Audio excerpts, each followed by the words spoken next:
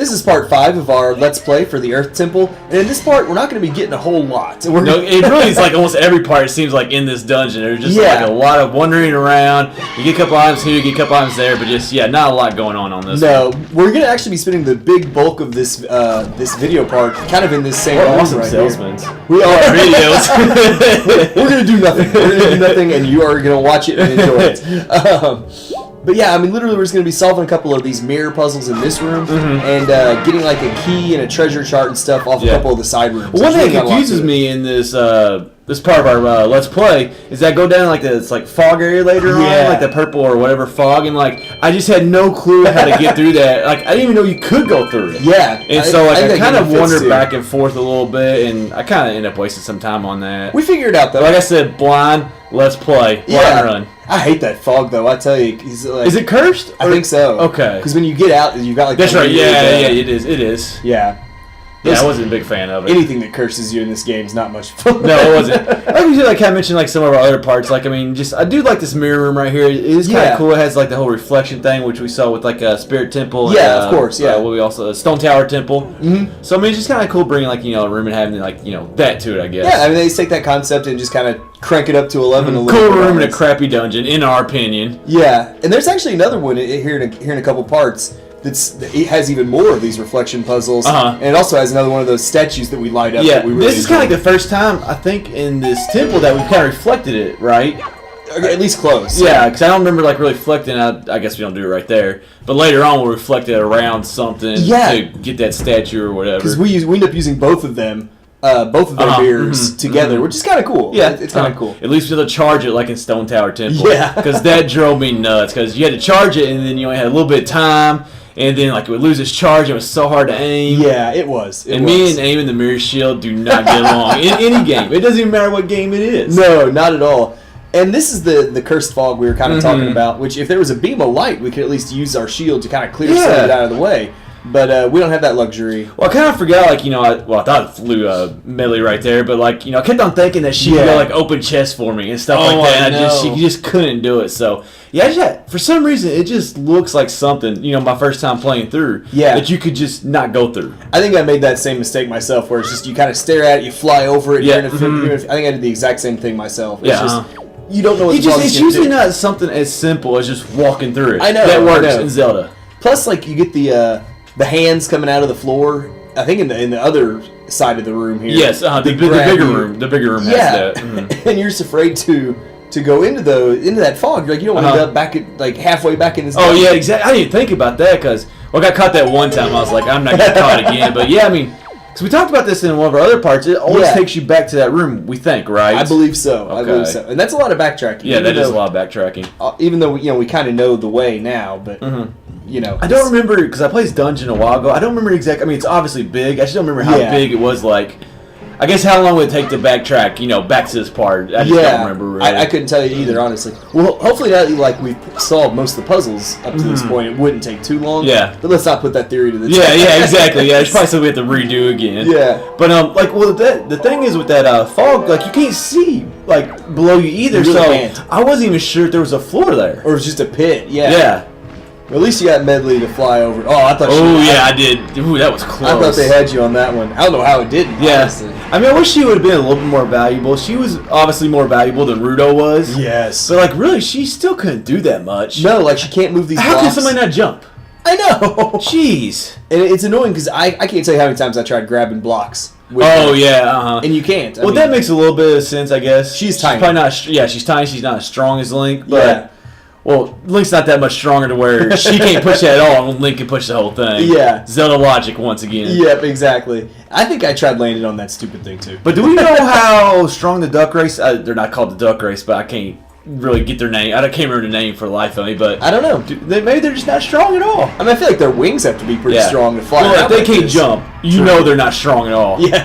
The duck people. One of these days we'll learn what species they are. There is. I'm pretty sure there's a race, and it's so simple and.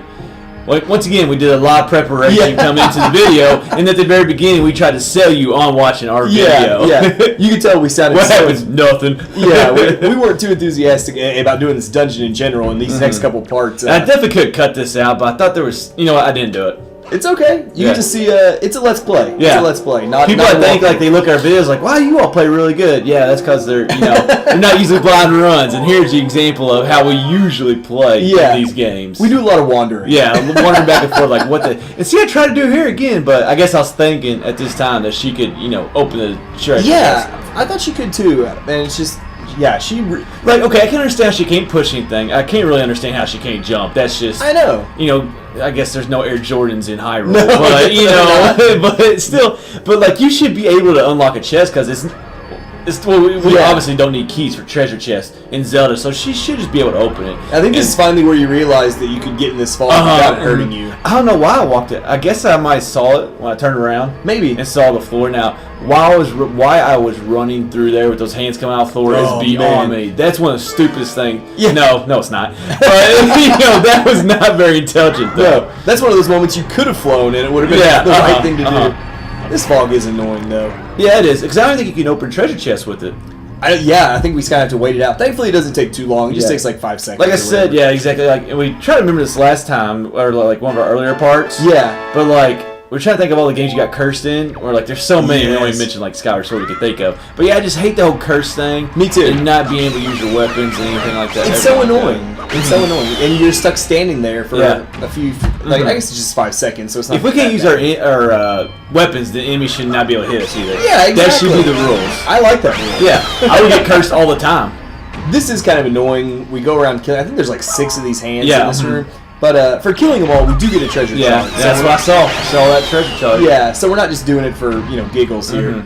We are actually doing it for a reason. Otherwise, if you don't care about the treasure charts, you don't have to worry. You got the key in this room. That's all you need. Yeah, it really took me forever on those treasure charts because was that key we got in that treasure chest? Yeah. I honestly didn't even look. Yeah. But like I always thought like the light shining out of the water. I thought those were all like the treasure map, like the locations right there. I thought every time you got a treasure chart, like one of those places lit up, and then like it took me where I realized that no, these treasure charts are actually in certain areas, and that the light shines up from them. So yeah, it's a pretty cool concept, but it is slightly annoying sailing around trying to get all the treasure charts. It is. Well, because like the treasure just like shows you like small islands, and you're like, where the heck's this island? I don't know where this island's at, but then until you've explored, the light does shine out. But it's one of those things I didn't figure out till like halfway through the game. Yeah. At that point, you're like, forget it. And that's what you kind of see is we don't have a ton of like hearts right now. Well, that's every game we play through. I mean, that's true. But there are so many, like the vast majority of the heart pieces in this game are just found out in the ocean. So you also obviously you have to get the treasure charts because I don't think those things shine right. Unless there is a a light beam. I don't think they'll shine like a light beam unless you have the treasure chart. I think that's correct. I think that's absolutely correct. Kind of want to go back and replay this game at some point. Then I remember how annoying it was sailing around, and I'm like, it does take a long time. You did SD, which you didn't have a Swift Cell, so I couldn't even imagine.